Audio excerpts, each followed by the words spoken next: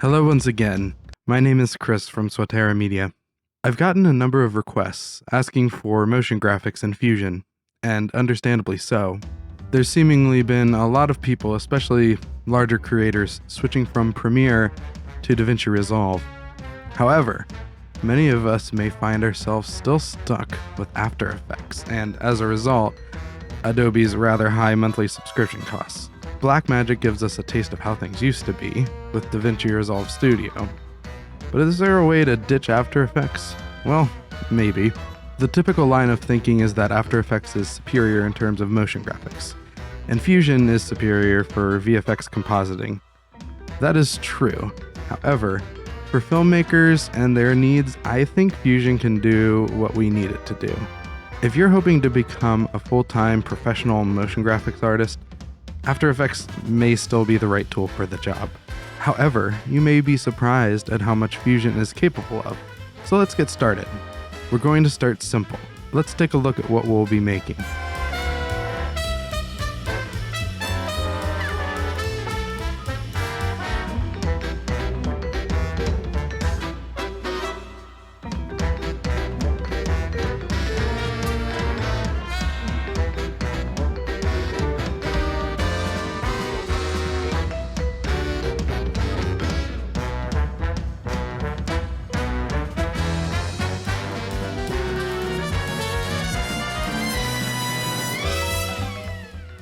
Before we get started, like and subscribe if the video turns out to be helpful for you.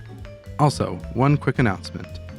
We now have a Patreon. There we have support levels that give you access to project files and a unique tier that includes one-on-one support. At $15 a month, you get access to all DaVinci Resolve and Fusion comps that we use in the videos. For $25 a month, you'll receive those in addition to 3D files, including Blender, Unreal Engine, and EmberGen. One very special tier includes all of that, plus 2 hours of one-on-one support every month. All tiers also include digital extras, behind-the-scenes content, requests, and shoutouts during the videos. Thank you for even considering supporting what we do here. And now, on to the tutorial.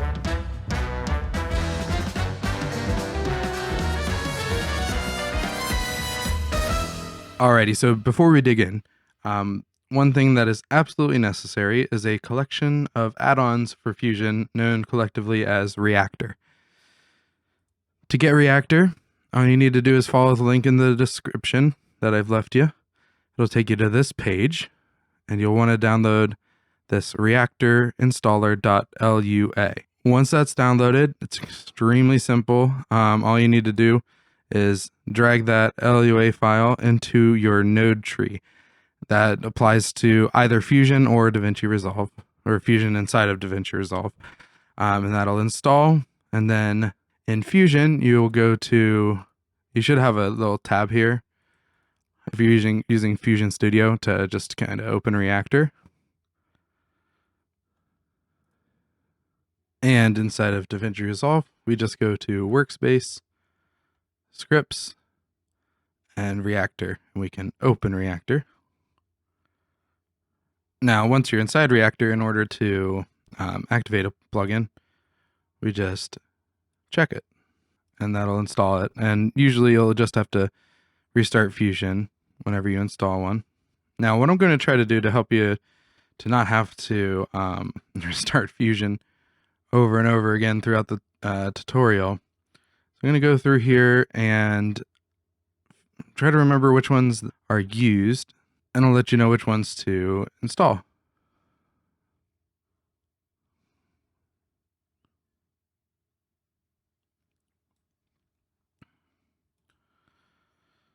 So I think I used Fast Chroma, so we want to install that one. We used Suckless Audio. Want to make sure that one's installed. Let's activate XF Chroma Fuse and XGlow. I think those are the only ones that we used. If any others come up, I'll let you know. But if you go ahead and you can check all those that I just mentioned and then restart, and then you should be ready to get started. All right, so let's begin with the maps. So the first one that we had was just a demo of moving the camera. So in this case, all we're doing is doing some fun camera moves just to kind of understand how to animate the 3D camera inside of Fusion. So we'll be start by creating our image plane that we'll use in the 3D scene. So we'll start by grabbing a loader if you're in Fusion, or dragging the image file of your map from the media pool if you're in DaVinci Resolve. So first we'll start by bringing in our map, which in this case is a map of Canada. Now these, I forget the website that I got these from, but I'll figure it out and link it in the description. It's just a collection of enormous scans of maps. They're like around like 10,000 pixels on the long side. So rather large. So we'll grab our Canada. Okay. Let's take a look here. I think that's the right one. Looking great. I mean, really, if you can really get in here, these are huge. So one of the things that we'll want to do is work in proxy. So we'll browse. Now in this case, all I did was went into Photoshop and resized it. So I'll grab my Canada proxy. So now I've identified that that's going to be my proxy file for that, and we'll enable proxy mode. So we've lost some resolution, but that'll allow us to not, pull our hair out while we're trying to get this thing going. Now the next thing we'll do is we'll drop down an image plane 3D, and all this is going to do is put that map onto an image plane. Now to be able to see that, we're going to need to create a 3D scene. So we'll bring down a merge 3D,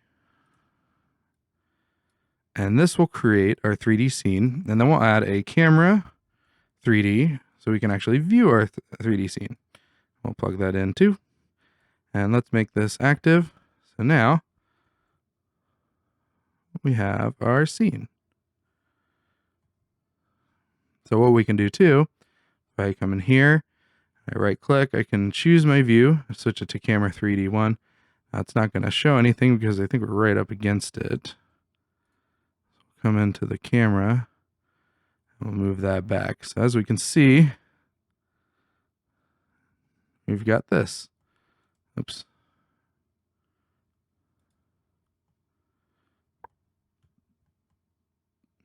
Now the camera's pretty big. So what I like to do is scale up the scene, maybe by 20. So that way the camera isn't quite as big.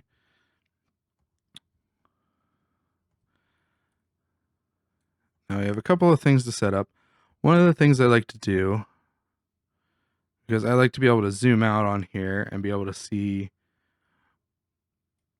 what's actually being shown, but actually in the aspect ratio that I want. So if I come in here to my frame format, we're doing 3840 by 2160, and we want to be able to see what that camera is seeing at that resolution. So I'm going to bring in a renderer 3D. We'll make that active. So now we can see exactly what we're working with. Come in and out, and now we know, since we have such a high resolution image, that we can get very, very close with this. It's absolutely wonderful. Now one thing that we'll need to do too is let's set, okay, it's already set to loop. Let's say we'll make our comp, let's say 300 frames should be enough. Beautiful. And we have our image throughout. Now, one option that we have, and one that I like to use just to give it a little bit more oomph, is if we go into our renderer 3D and we switch our renderer to OpenGL, we can go under Accumulation Effects and Enable. And now we have Depth of Field. Now that's going to slow things down considerably, so I'm going to re-enable Proxy. So one thing that may be helpful, if we go under our camera, we can go to Controls and then Control Visibility and check on the focal plane. So we can see where it's actually focusing. I'm going to bring up some subdivisions so it's a little easier to see. If we then, once we have that showing, we can use this, the focal plane, to choose where that focal plane is. And if you hold down Shift, you can make, finer adjustments to it. So it's a little trickier because we're looking straight on. One thing that I did for the demonstration scene is we actually had the camera be rotated along the y-axis a bit. So that way, and then we'll move this in. That might be a little extreme. Let's pull this back. What we'll do is we'll move this back a little bit.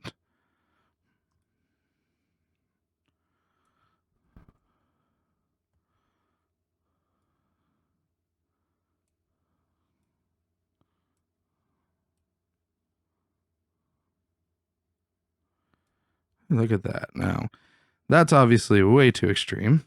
So we'll go in to our renderer 3D and turn down that amount of motion of depth of field blur. So now we just have a little bit.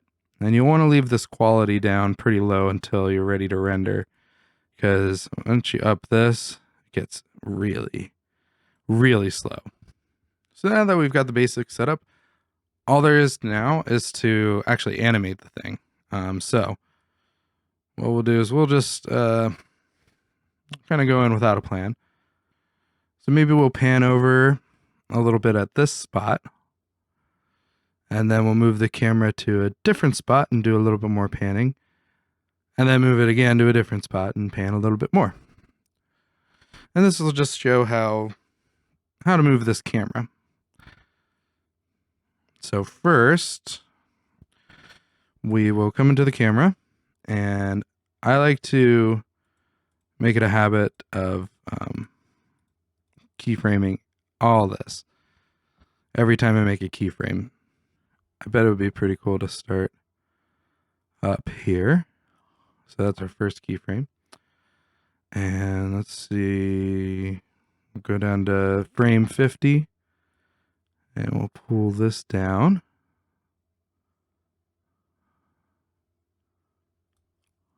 And let's see how that looks.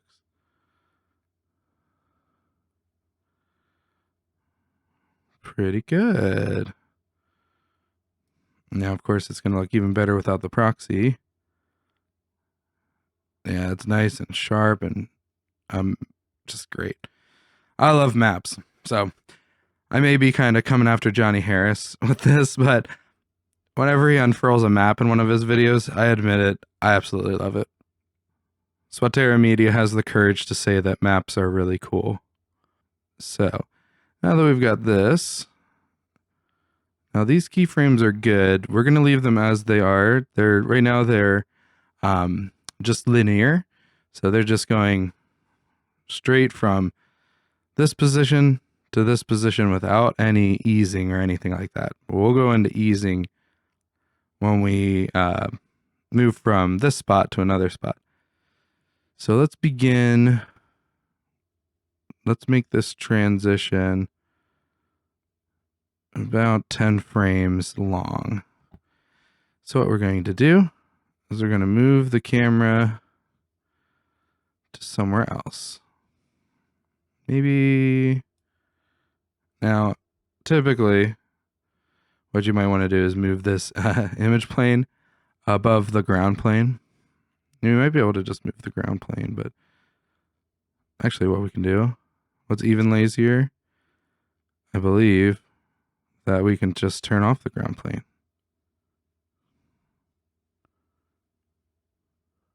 Haha, yeah, there we go. Beautiful.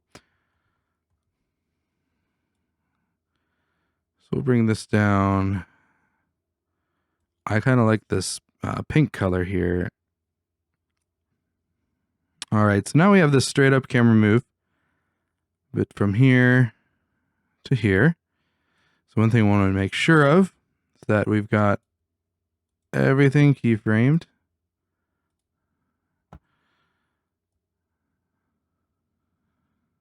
And then here, I want to make sure we got everything keyframed. And one thing you should be able to do is say set key on rotate or translate group to save a little bit of time. Now what I'm going to have it do, and this is stylistic, you don't have to do this, it's up to you, is I'm going to rotate the camera into a different position as part of that camera move. So when it comes in, it's facing the opposite direction.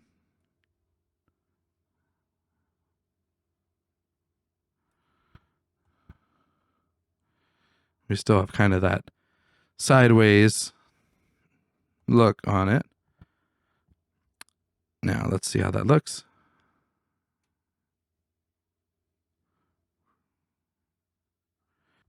Now one thing we'll also want to make sure of, I don't think we'll have to adjust it too much in this particular instance, but we'll want to also be mindful of our focal plane. So if we needed to keyframe and adjust that, we can do so. So by here, maybe we're focusing on Newark.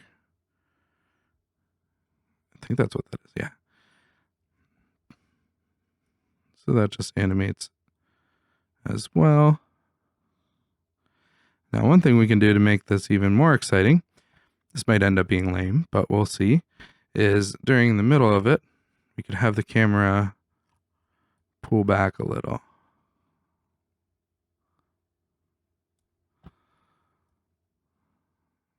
So we go out and then back in.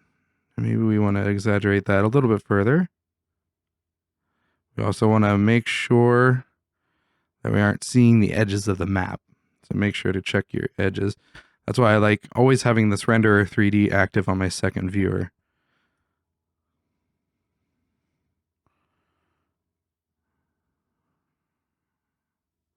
Let's see if we can, oh.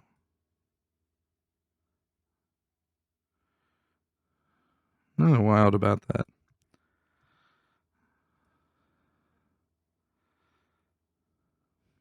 So, we make mistakes here. I think what I'm going to do, actually, I'm not totally wild about that, is I'm actually, instead of keyframing the Z axis, I'm going to keyframe the focal length. So what we do is set a keyframe beginning and end, and then in the middle, we pull out. Whoop, not that far. Let's see if that looks any better.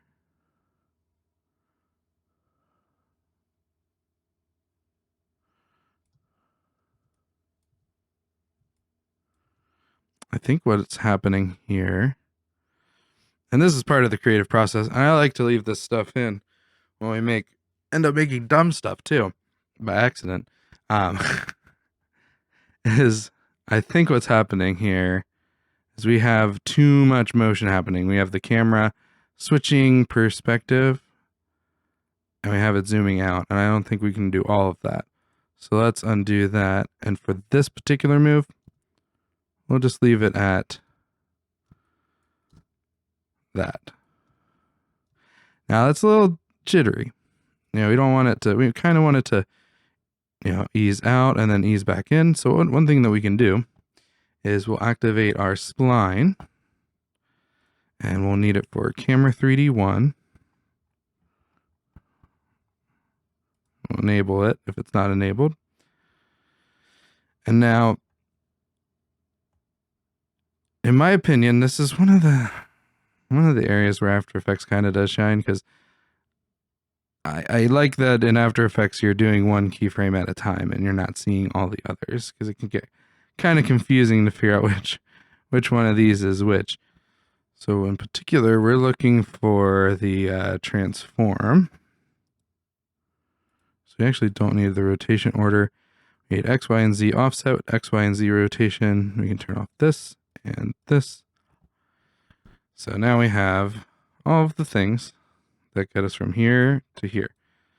So what I'm going to do is I'm going to select all these in keyframes and let's make these smooth. And then we're going to grab the out keyframes and do the same thing. Now, the trouble is we'll sometimes end up with this, and we'll just want to go in here and flatten these out.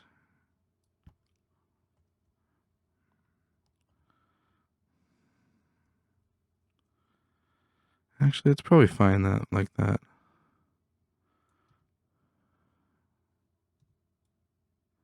Except we're getting that dip.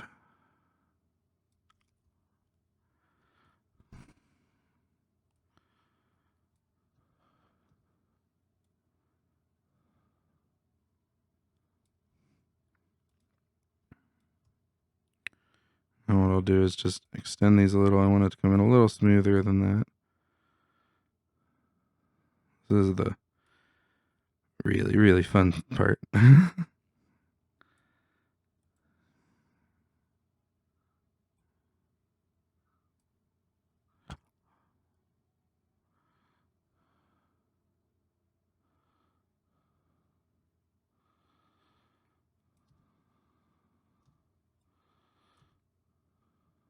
Yeah, that's kind of cool.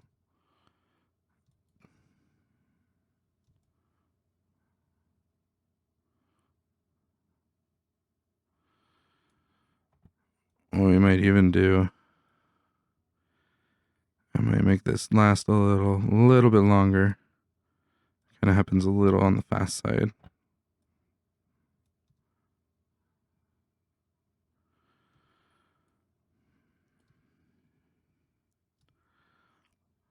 And since what we'll probably want to do is keep following that motion, so for maybe until like frame maybe 140, keep that.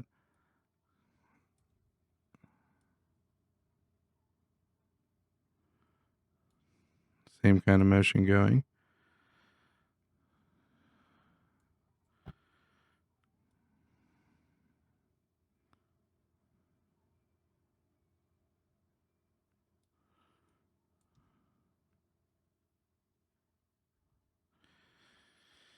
I want to smooth this new keyframe.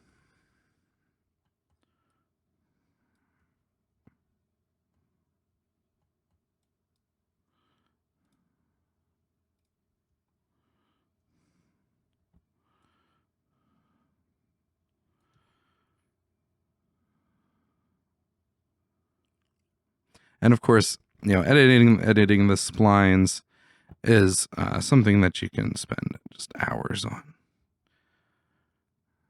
Well, maybe not hours, but something you'll want to finesse.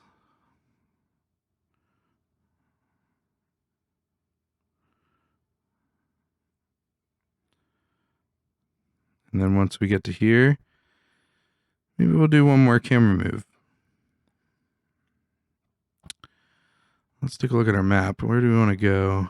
I think this bay, the Gulf of St. Lawrence. So we'll start here. We're going to make sure we have all of our keyframes good to go. And we'll go from here to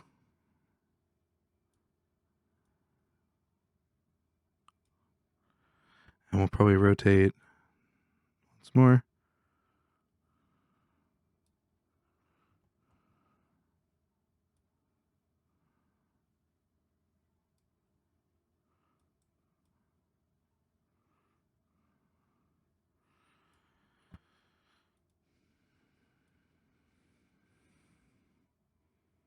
And here I'm just watching my renderer 3D to make sure I'm in the right spot. And now what we're going to do here is we're actually going to move it a little slower, and we're going to focus on doing a fun little rack focus real quick.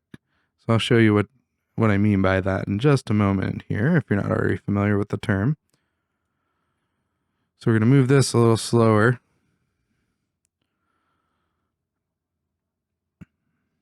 All right, well, go ahead and smooth these.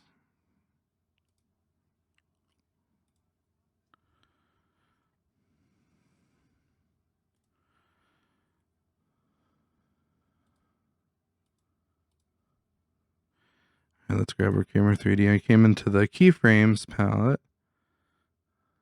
And let's grab these.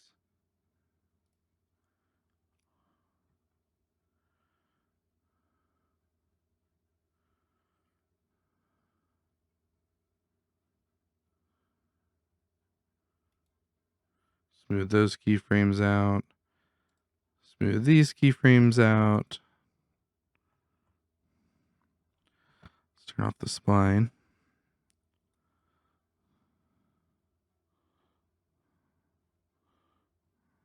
Got that so far.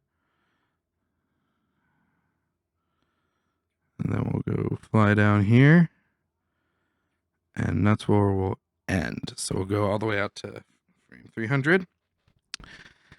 And we'll set a keyframe.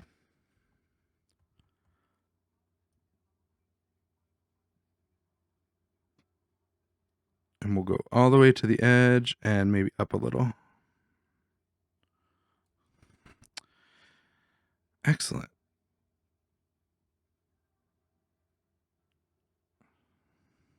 So we got this here. And then once we get to this point, what we're going to do is switch the focal plane and have it focus on this up here instead. So let's go to controls. We'll set a keyframe for the focal plane. We'll give it about a second or so.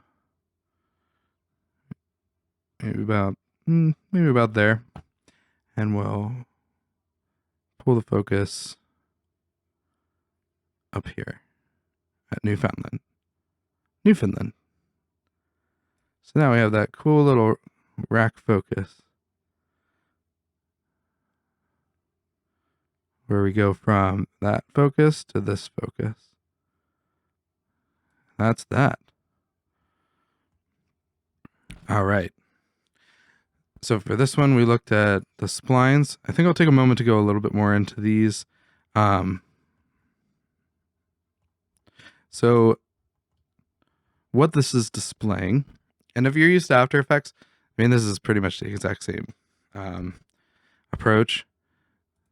We have our handles, and we can move these around to smooth things out.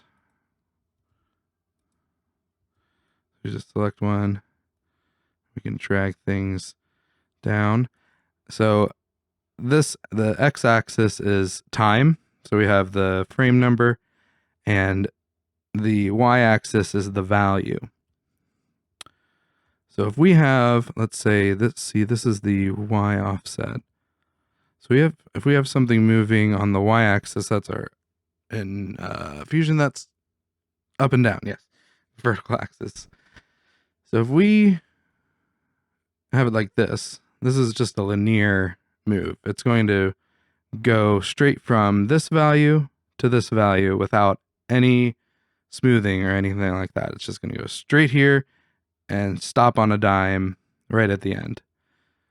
If we pull this down, or rather if we pull this out, then it's going to take its time to get to the end keyframe, and that'll simulate something coming in and slowing to a stop very gradually. Why am I saying this? Y'all know about this. If you want to learn more about the splines, I'm terrible with them sometimes, because I don't do a ton of motion graphics work. But if there are a million different tutorials on it, and if it's something that we'd like to see more of, if we want to get into the nitty gritty more so of keyframes and splines and um, easing stuff using the splines, let me know in the comments, or if you become a patron, put it there, and I can make something like that. But for now, we're not going to go too deep into this.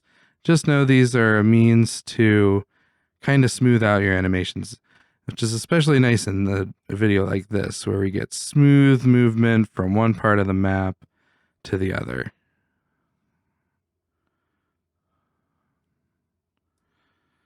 Because if I tell all these to be smooth. Now the thing you have to watch out for is one of the things that Fusion does is it doesn't keep this here at the appropriate value some of the time. So you might need to adjust a little bit. Let's try to get a real-time look at it. Ooh, that came in a little fast. I'm gonna move this out. I'm going to move this one out, right?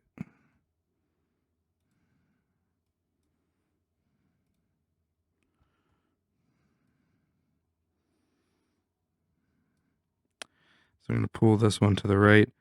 And we get a nice S curve.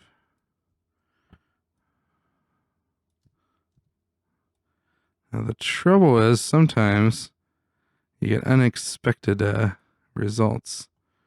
So you need to be careful of that.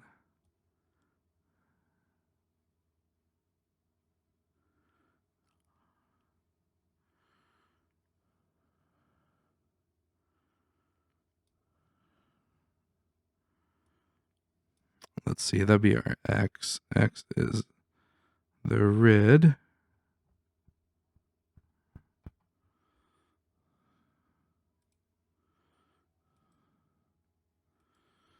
So one of the things you can do is select it. There we go.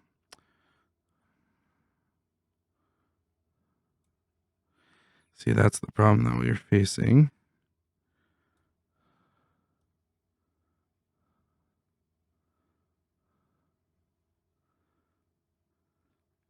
And when you're using your splines, you just want to make sure that, because when it curves, it's keeping the transition from this side to this side smooth. So it's going in at the same angle as it's coming out the other side. And sometimes you can get it pulling down and changing the position, especially with position, and it'll pull it down and move it to where, like if you have a certain area that you can't leave, it may pull it outside of that, kind of exaggerate things. But I think we've got I think I might actually ease that focal plane a bit.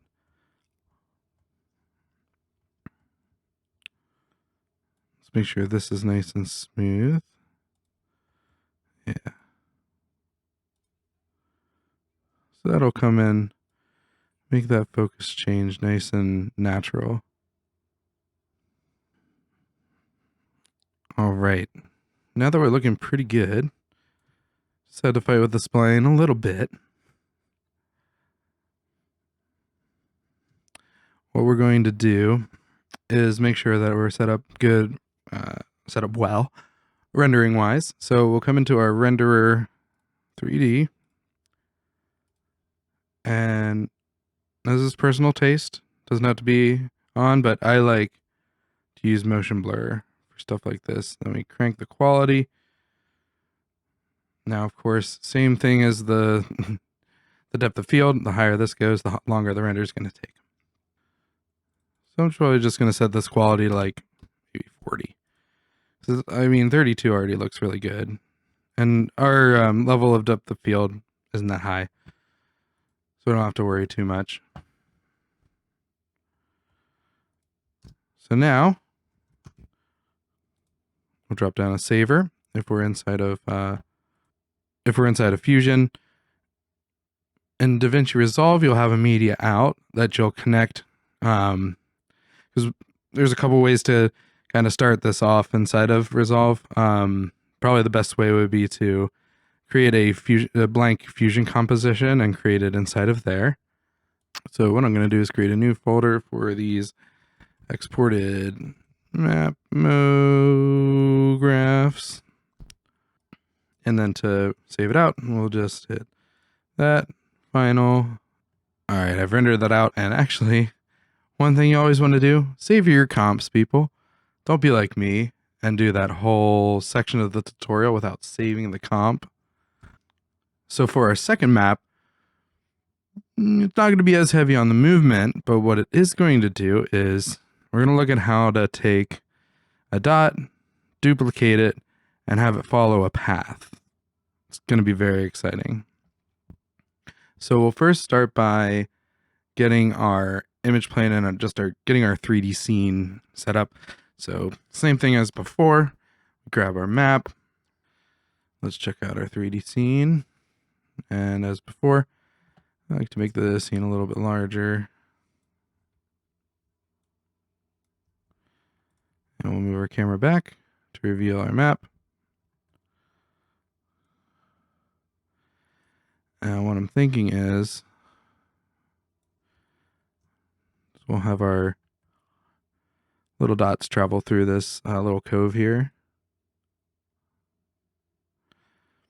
So I think what we'll do, just so it's not a straight up and down movement, let's make this 300 again. And we'll keyframe our camera as movement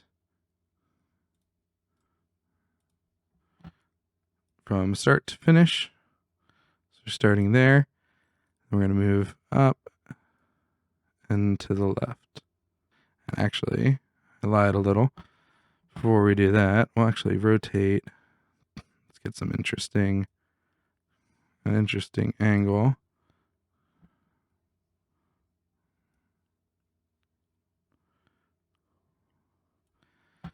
Let's rotate Y.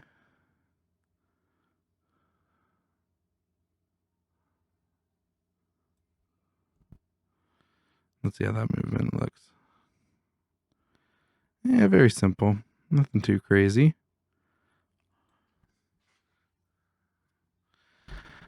Because a lot of this stuff can be done in 2D, but I mean 3D gives you the opportunity to make kind of more interesting camera movements. The addition of that extra axis. And as before, we'll of course come into our renderer and we will turn on OpenGL renderer and our accumulation effects, enable the field. We're going to turn down the amount. And in the camera, we come into controls, control visibility. We'll make our focal plane visible and we'll move it backwards.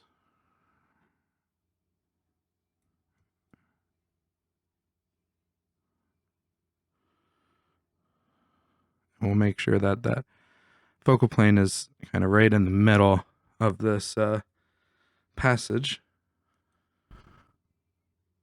And we might need to animate our focal plane a little bit. So it starts out good. And by here, we'll want to set another keyframe. Move it up to where it goes out of focus. Move that focal plane back.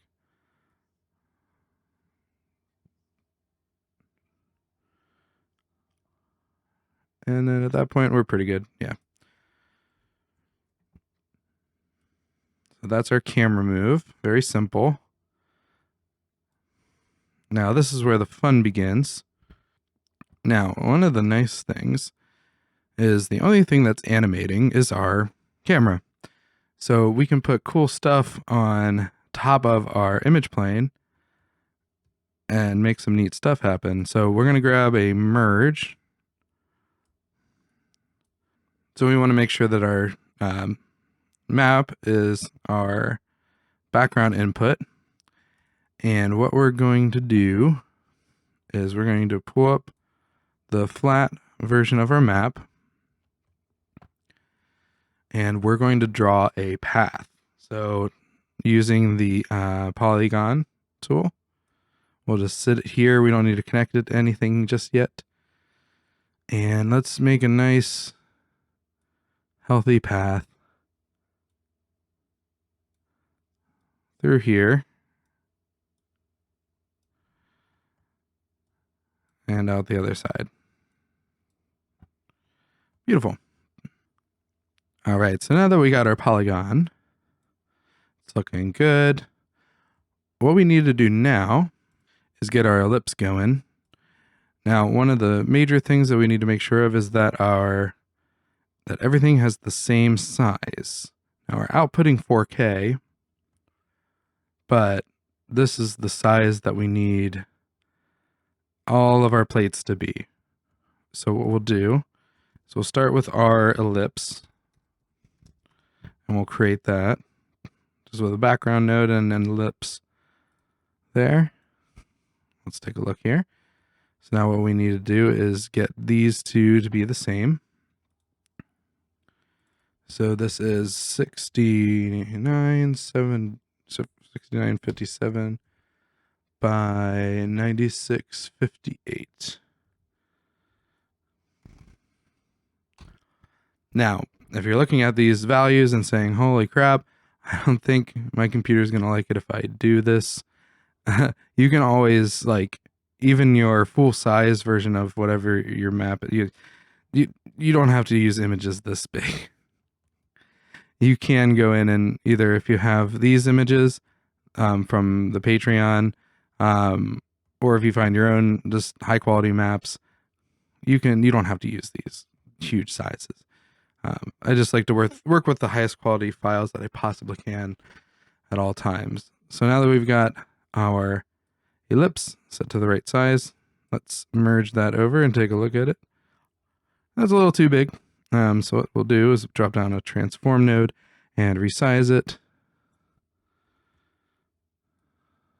And we'll make that actually pretty small because we're going to need it to fit between this here. So actually probably make it a little smaller still.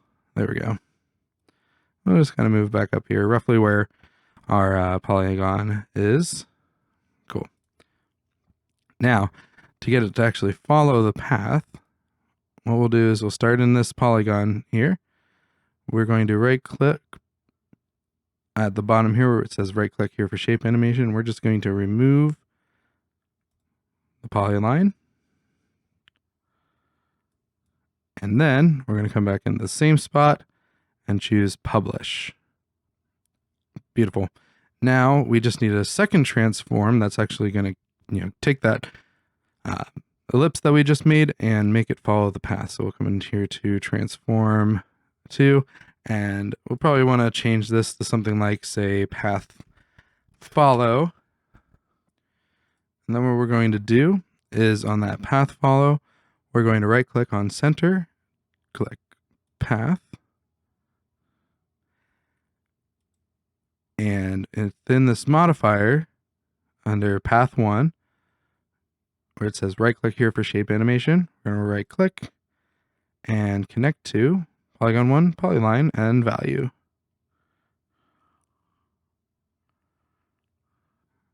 Alrighty, now, we all make mistakes sometimes, right?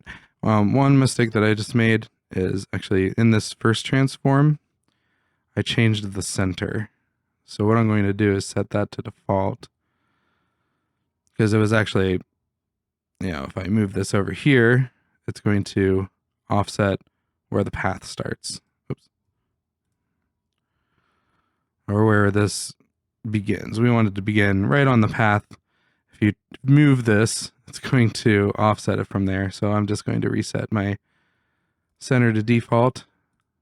Now, If we come into our path follow settings and then the modifiers, we have an option for displacement. And as we move that, we see our ellipse following the path. Pretty nifty. And now what do we want to do? And of course, there's probably a million ways to approach how we want to make this, how we want to stylize this. The method I used is using a duplicate node. So we'll drop that after our path follow.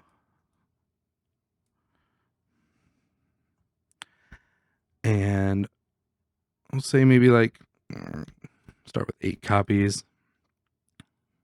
Oh, before we do that, what we want to do is just animate our path. So we'll just hit a keyframe at the beginning and one at the end. And now our sphere moves over time.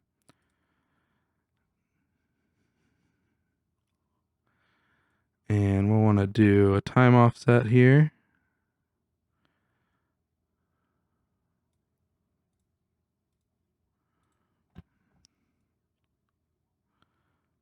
So now what we get,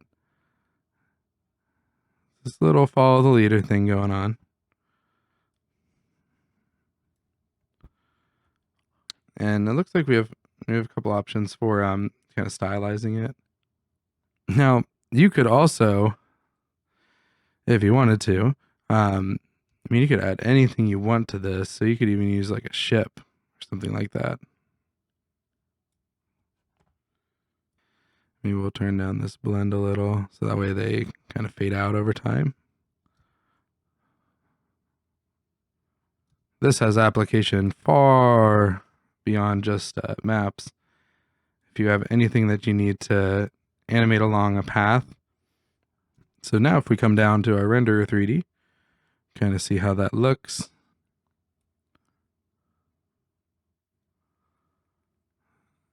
So there they are coming through.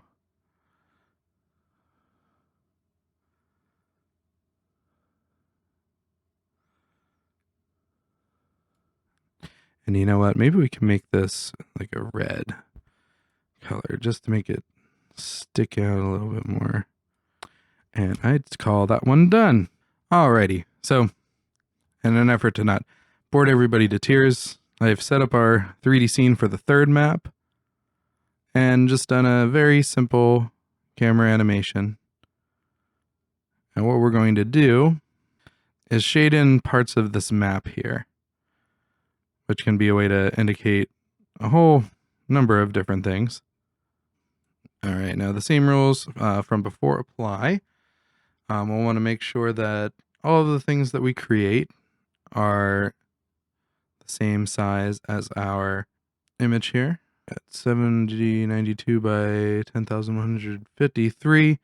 Just an enormous picture. So what we're going to do is, I had already created some masks for this.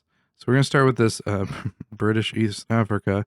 And we're going to basically create using the polygon tool. You basically just trace the borders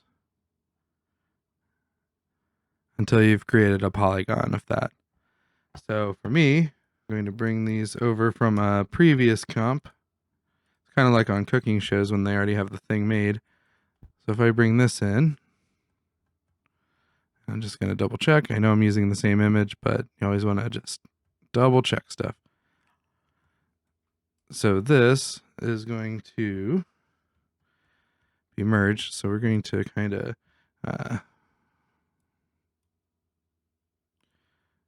organize things a little differently real quick. So I'm going to drop down to merge. This is going to merge over top of our map. Now the way the masks are set up here, we have, so I have a mask for that, for the bodies of water as well. So we have that, then we have these two combined, and then we have our main geographical area. So these are set up. This is set to minimum. This is inverted and set to minimum. And this is inverted. So that way it's eating away at the mask. So we have our first shape. And for our second, I actually had used, when I was kind of like experimenting with this in preparation for this tutorial, I had used a different camera angle. So this only goes up to here, but we're going to pretend that that's okay, because I really don't feel like tracing the rest of the map, but you can do that. That's totally fine. All right, now where this gets creative, because as of right now, I mean, if we took a look at it,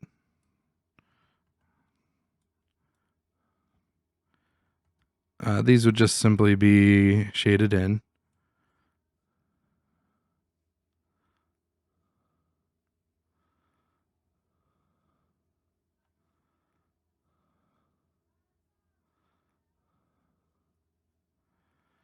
But we'll probably want to have them fade in kind of an interesting way. So we'll probably want to start that as the particular geographic region comes into focus.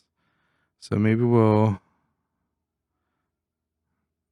start this one about here. And maybe we'll just have that merge in. Maybe we'll give it a bit of a glow, something like that. So let's bring in a soft glow. Yeah, that'll give something interesting. I'm going to turn this one off for now.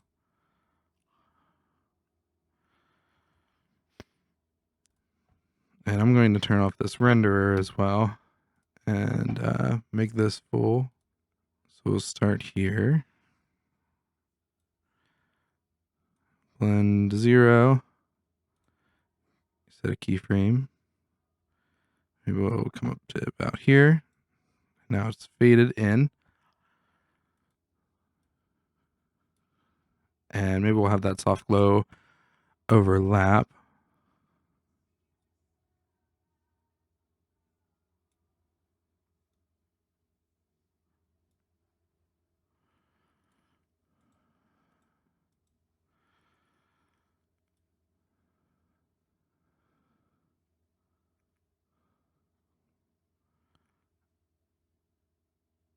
And we'll have it slowly drop down that gain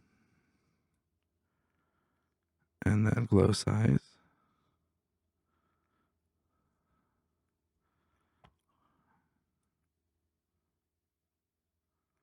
That way that dissipates over time. So that's a simple one. Now for our second one, we'll kind of start in the midst of the rack focus that we have going on down here. All right, so what we'll do is just use a little bit of fast noise to make kind of an interesting like fade in. So I'm going to move these things out of the way. Oops, not in Nuke. There we go. Kind of get organized a little bit. So we're going to use the fast noise to control the mask of our map here. So let's bring this blend up for now. And let's create a fast noise.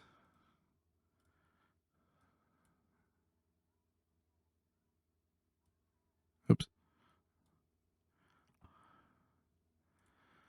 And we're going to change our image size. You guessed it. To enormous. Now this isn't strictly necessary. Actually, let's leave that the same. We'll kind of move it into place and kind of resize it as needed.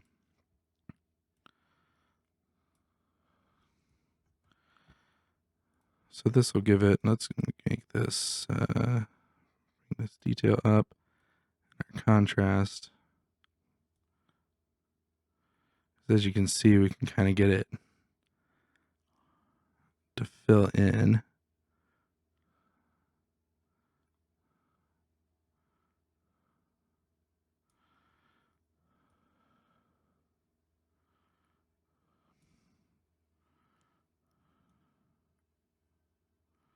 So what we can do is keyframe our contrast and then keyframe our brightness simultaneously, and then bring in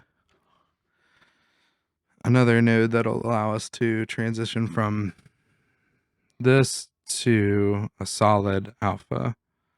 So let's go ahead and bring that in a while, bring in a background node. And to make this work, we'll make sure we go into our merge here and apply mask inverted. So that way when we drop this alpha down, it fills in our area there. So we'll go ahead and animate that. Let me pull up our renderer. So at this point, we don't want any of our fast noise. So let's bring down the brightness. Oops.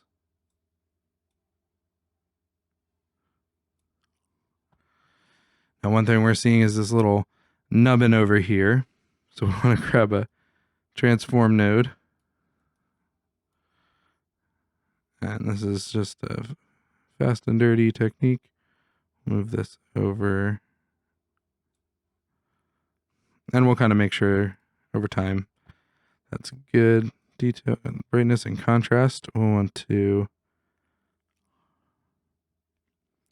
And let's turn up the seed rate a little so we get some interest there. All right. So we've got our first keyframe, and then we'll move along until we find the spot where we want it to be filled in the whole way. That'll be here. That should be good. And let's grab our fast noise, up the contrast, and lower the brightness. And then what we'll do is move back a couple of keyframes and then keyframe the alpha on our background node over here.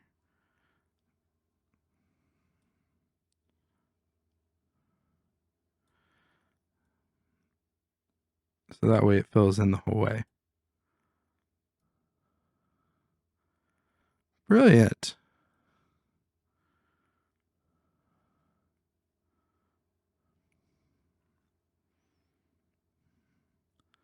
This is going to be a hefty one. Let's turn off quality mode blur. So now it fills in kind of like that. Now this would be a great use of, on a lot of stock video sites, they have alpha videos that people have created. This would be a great use of that. The fast noise is a nice, quick way to do it.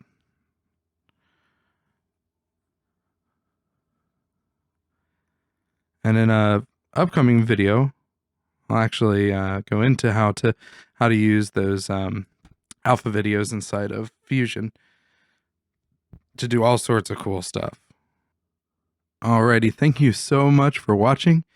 I don't know if I mentioned it in the intro, but this is part one of a multiple part series of motion graphics tutorials. I'm not sure how many it's going to be, but probably a bunch. The ones we have planned so far, so we have this maps one. The next one will be about creating animated titles. And the other one that we have planned already is for transitions. So, and we'll probably get into things like logo animation and all that fun stuff. But if you want to see that stuff, consider subscribing. If you want extras, check out the Patreon. It's linked in the description. And, if you have questions or comments, just leave them below. If there's something you saw that you think we could do it a better way, definitely let us know so everybody can see that. But anyway, that's all. Hope you have a great rest of your day or night, wherever you're at, and just be good to one another. Take care.